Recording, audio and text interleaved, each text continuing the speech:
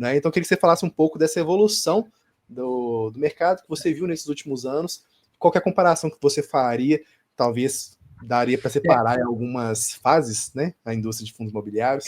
Eu acho que essa pergunta sua é interessante e ela se mistura com uma série de coisas. Por exemplo, se a gente pegar os primeiros fundos imobiliários lá, final dos anos 90, início dos anos 2000, eu falo que esses fundos, eles nem servem muito como base de comparação real para a gente, né? Então, tem alguns fundos que, se eu precisasse comprar uma cota de cada um desses fundos hoje, a gente não teria quantidade de cotas suficientes para um investidor comprar uma cota cada um. Então, eu falo que a análise de fundo imobiliário, ela não dá para desconectar a história da realidade. E aí, elas se misturam. E aonde é esse ponto de conexão? Entre 2017 e 2018. E aí, as pessoas insistem em não entender. Eu acho que tem pessoas que elas não querem entender, é uma teimosia que faz mal para ela, porque ela quer colocar isso para fora, e a gente vê muito isso em chat, em comentários, né? Sempre tem pessoas que ficam insistindo com essa questão de que o fundo imobiliário não é bom, que o fundo imobiliário não é bom. E normalmente essas pessoas, elas tomaram decisões de investimentos dentro de um contexto de 2010 a 2017. Nesse contexto de 2010 a 2017, os fundos desta época eram infinitamente mais simplórios do que são hoje. Nós tínhamos alguns fundos, por exemplo, um HGLG, legal, o HGLG era do tamanho de um fundo monoativo nessa época. Então, ainda que a gente queira trazer um exemplo da realidade, quando você leva para essa época, era um fundo muito diferente.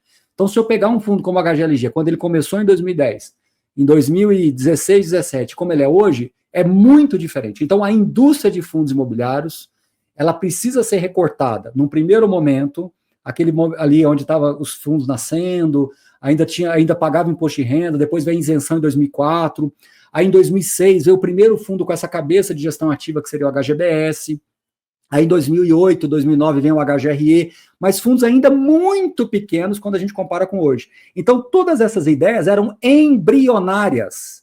Se as pessoas não entenderem a evolução das coisas, você não consegue avaliar uma indústria. Como é que você avalia uma indústria automobilística para você avaliar o carro quando ele chegou hoje? Você tem fases, mas você tem algumas disrupções. Então, nós tivemos uma disrupção na indústria de fundos imobiliários em 2017 e 2018. Tudo bem? Então, quem comprou fundo imobiliário antes de 2017 e 2018 e não fez uma gestão ativa de carteira, foi mal na sua tese, foi mal na sua estratégia, porque não entendeu que o mercado estava mudando. Tem que assumir isso e não querer colocar a culpa em alguém. Tem que assumir isso. Eles erraram, esses investidores erraram. Porque o mercado estava mudando e a gente insistia com essa visão e a gente era criticado, inclusive, quando a gente falava, gente, fundo de gestão passiva, fundo monolocatário, fundo monoativo, vão ter 1, 2, 3, 4 muito bons, você vai ficar preso nesses 1, 2, 3, 4, mas você vai ter vários muito ruins, que vão ter destruição definitiva, perda permanente de capital. Só que as pessoas ficaram numa tese completamente infantil, né, de que porque tem o prédio, está tudo certo. Não, um prédio que não gera renda, ele perde valor no tempo. Isso é básico, é basilar. Um prédio que está dentro de um fundo, e esse fundo não é um produto de prateleira interessante para uma gestora de recursos, ele não vai para frente. Entendeu? Mas tem esse ou aquele. Gente, não vamos nos pautar na exceção, vamos nos pautar na indústria. A indústria de fundos imobiliários se desenvolveu desta forma. Estava se desenvolvendo, e algumas pessoas insistindo em não ver. Algumas pessoas insistindo em não ver que os fundos de papéis estavam se modernizando, e nessa modernização, a gente estava entendendo como é que as coisas estavam acontecendo. E aí, Daniel, à medida que as coisas foram acontecendo, as coisas foram entrando no eixo. E aí, a gente começou a perceber quem eram os melhores gestores, quem eram os melhores consultores, quem eram os melhores fundos dentro das suas respectivas teses. Então, foi tendo uma depuração a partir de 2017, certo? E aí, 2017 e 2018, várias gestoras foram criadas vindo das nas maiores, né? Então, saíam alguns investidores, alguns gestores e montavam outras casas. Então, foi tendo uma nova reorganização. E aí, com essas novas reorganizações, vários gestores vieram ao mercado. Né? E aí, à medida que o tempo foi passando, esse tudo foi se depurando. E aí a pessoa perdeu o bonde de novo. Ela não percebeu que tinha também que fazer uma depuração de gestão, de tese. Ele perdeu o bonde da lógica do fundo, da evolução da indústria, perdeu-se depois a lógica da construção das teses de investimentos e depois perdeu a lógica da gestão. Entendeu? Justamente porque ficou preso dentro de uma própria lógica, não percebeu a evolução da indústria. A indústria de qualquer coisa da vida evolui, muda. Então imagina o seguinte, ô Daniel, imagina que você Humberto está falando que não vejo criticar gestores que até hoje têm esses fundos que não geram retorno. Humberto, você está sendo, no mínimo, injusto. Você está me pedindo para criticar Edifício Galeria? É óbvio, a gente nem dá cobertura mais, Rio Negro, entendeu? Então, assim, isso aí é coisa que XP Macaé, você quer que eu critique uma coisa que nem existe mais. Assim, só de você estar acompanhando fundos assim, acho que corrobora exatamente tudo que eu acabei de falar. Parece que foi exatamente dentro do contexto.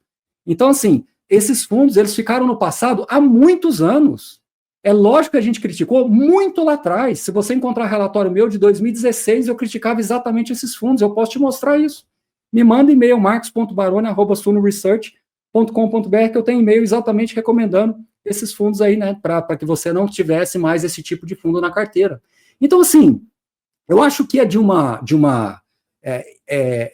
injustiça tremenda querer usar uma evolução. É uma coisa você falar assim, um determinado, porque eu não sou especialista em carro, mas é você usar um exemplo de um carro do passado e falar que carro é ruim. Poxa, a indústria automobilística ela foi mudando, ela foi se modernizando.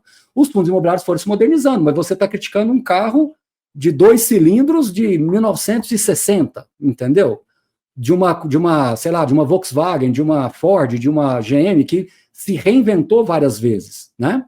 As gestoras estão aí, Humberto, e tudo bem, Humberto.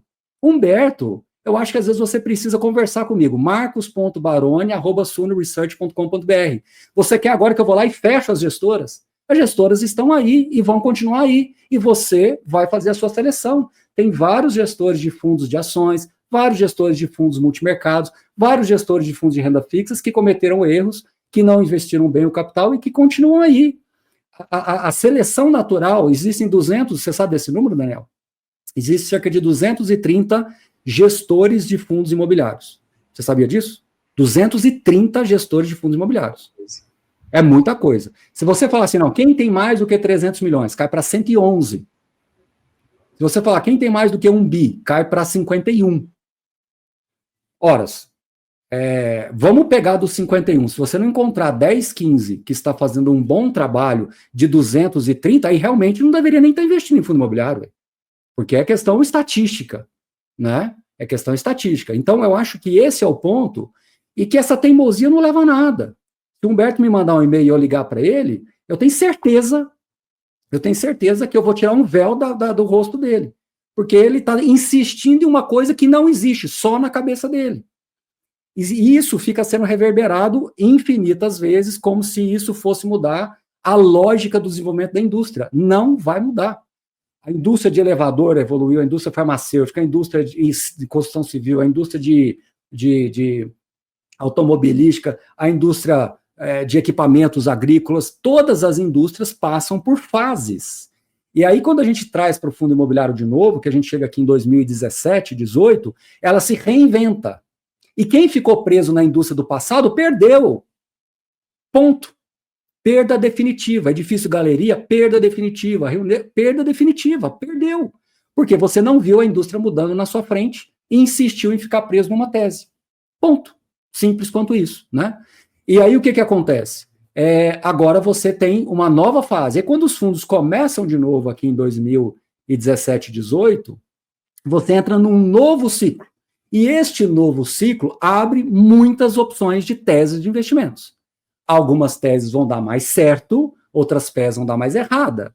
Algumas teses de papéis vão dar mais certo, outras teses não. Algumas teses de tijolo vão dar mais certo, outras teses não. Algumas teses de FOF, você viu que deu certo, acabou tendo que migrar para a hedge fund. Então, esse é o desenvolvimento da indústria. Isso é dinâmico. E não adianta você querer ir contra isso ou achar que o que você pensa é o certo ou errado. A indústria se desenvolve, você tem que entender para onde ela está indo. Essa que é a perspicácia da coisa. Você tem que ter a imersão de entender para onde as coisas estão se desenvolvendo. Então, por isso que hoje eu fico muito tranquilo quando eu fiz uma palestra num evento da Suno, onde eu apresentei um estudo de fundos monativos, passivos, que eu, Baroni, era fortemente criticado quando eu falava isso. Eu era literalmente alvejado nas minhas lives todas as noites, todos os dias, falando sobre isso. E agora, cadê? Né? Exatamente os fundos que ele colocou aí na tela. Então, assim, por quê? Porque a gente que está dentro aqui da indústria, a gente está vendo para onde as coisas estão indo, a gente está vendo para onde as coisas estão caminhando. E é uma dinâmica, é uma coisa dinâmica. Então, só para concluir a sua pergunta, 2018 os produtos são reinventados, os fundos vão crescendo, os juros caem, aí vem a pandemia. Quando vem a pandemia, ela dá aquela despencada e começa a recuperar tranquilamente. Mas aí, o Daniel, a gente tem que ser agora paciente, maduro de enxergar o seguinte, se você pensar no pior cenário que os economistas traçavam, nenhum deles projetou que a Selic ia sair de 2, bater em 13,75, né? Ela passa de 2 dígitos, do final de 2021, que quando a gente fala que, inclusive, era um mar de oportunidades também, que as cotações caíram muito, não como hoje, mas bem próximo do que é hoje, vários fundos de shoppings negociando como está hoje, pode olhar, final de 21. Então, nem o economista mais pessimista, ele ia imaginar a possibilidade de que a gente ia pular para os 2 dígitos entre final de 21 e início de 22, e íamos ficar até agora, e projetando até 2025. Então, o retrocesso que nós tivemos, o rescaldo que nós tivemos, é muito forte. Agora, por favor, pegue o que está acontecendo com a Bolsa como um todo. O que tem de ações que ou caíram ou estão também nos mesmos preços de 5, 6 anos atrás, é uma festa. É uma festa. E aí que entra o que eu chamo de crítica seletiva. Ao invés da pessoa fazer tiro ao alvo, ela faz alvo ao tiro. Ela quer criticar, então ela faz ao contrário da lógica. Então ela pega as ações que foram vencedoras e condena a classe inteira, entendeu? E pior do que isso, e agora, Daniel, eu concluo aqui a minha prática, a minha resposta, é que o fundo imobiliário, ele carrega um problema, e aí eu coloco entre aspas, que é extremamente interessante de ser avaliado do ponto de vista comportamental. Quase todos os investidores que eu vejo de fundos imobiliários, eles segregam aquilo que é cota daquilo que é rendimento. Então a cota está caindo, eu vou responder uma pergunta no plantão de dúvidas da manhã. Então uma pessoa está falando para mim, se a cota está caindo, tem 20%, não sei lá quanto que era o número. Ela não somou o rendimento. Ela não somou o rendimento. E aí fica uma conta mais estapafúrdia ainda. Porque você compara com o CDI, que é um CDI acumulado, você compara com o Tesouro Direto, que é um retorno acumulado, com o fundo imobiliário e você dissocia. Então, assim, é um erro de premissa grave ou uma má intenção do investidor de querer ficar falando mal de fundo imobiliário, achando que ele vai mudar a cabeça das pessoas como se as pessoas fossem muito susceptíveis também a tudo. Eu acho que quando eu faço esse trabalho todo aqui, não é para ficar querendo convencer as pessoas de investir em fundo imobiliário. É para quem quiser investir em fundo imobiliário que pelo menos entenda o que está fazendo. Quem sou eu para ficar querendo convencer alguém? Agora vou parar na porta do meu prédio e ficar todo mundo que passar lá, vou entregar o panfletinho para aprender a investir, para começar a investir em fundo imobiliário. Eu não vou fazer isso. Agora, se a pessoa está dentro de um canal de fundos imobiliários ou está atrás da informação, eu vou entregar a melhor informação possível. Aí, ó, olha lá o que ele faz. Ó. Uma VEG, ações de uma VEG, uma Sabesp, que o lucro disparou, compensa entendeu? Esse é o ponto. Esse é o ponto. Ele pega um exemplo super rico. E quantos anos existe a VEG? Quantos anos existe a VEG? Aí ele quer comparar uma ação de uma empresa como é que seria? Agora me fugiu. Quando é de década, Dexa... Não, Dexa não. Decennário, não é? Decennário, porque tem centenário. Tem centenário, não sei se seria. Né? Uma empresa de décadas. De décadas, né? Uma empresa de décadas que tem um negócio muito específico, né? E que realmente foi um baita negócio, né? Óbvio, né? E pela valorização, não foi nem pelo dividendo. Decana, aí, ó. Uma empresa decana com uma indústria de fundo. Por exemplo, quantos anos tem XP Malls? Quantos anos tem Mall 11? Quantos anos tem BTLG pós TRX? Quantos anos tem TRXF? Quantos anos tem Gari? Esse é o ponto. Por que não responde isso? Quantos anos tem, PVBI? Entendeu? Mas quantos anos tem HGLG? Realmente o HGLG tem 15. Só que o que ele era nos primeiros 7, 8 anos era o tamanho de um PL de um fundo monativo, XP Macaé. O XP Macaé era do mesmo tamanho do HGLG lá atrás. Ponto. Então, se a pessoa não quiser entender isso, ela está estudando uma coisa etérea, uma coisa que, na verdade, é com base em referências que não acompanham o desenvolvimento da indústria de fundos imobiliários, não entendeu a dinâmica do desenvolvimento da indústria. Então, você está colocando um recorte de 5 anos para cá, que foi ruim para a renda variável como um todo, e está desconsiderando que o fundo imobiliário, por ser um ativo mais popular, por ter tido realmente alguns fundos que tiveram problemas maiores, por ter tido realmente gestores que tomaram decisões de investimentos erradas, você está agora também colocando na perpetuidade que dos 230 gestores e dos 50 que tem mais do que um bi, a gente não vai conseguir encontrar 15. Poxa, agora do jeito que ele falou VEG, agora me fala mais 10 VEGs aí. Não tem. Esse é o ponto. Não tem, entendeu? Então não dá para a gente achar que no mercado de ações todo mundo vai ser VEG e todo mundo vai dar problema e zerar lá e valer centavos. É a mesma coisa que fundo imobiliário, não é todo mundo vai dar muito certo e nem todo mundo vai dar muito errado. A gente vai ter que balancear isso aí, entendeu? Eu acho que respondeu o contexto histórico aí, né? Com certeza.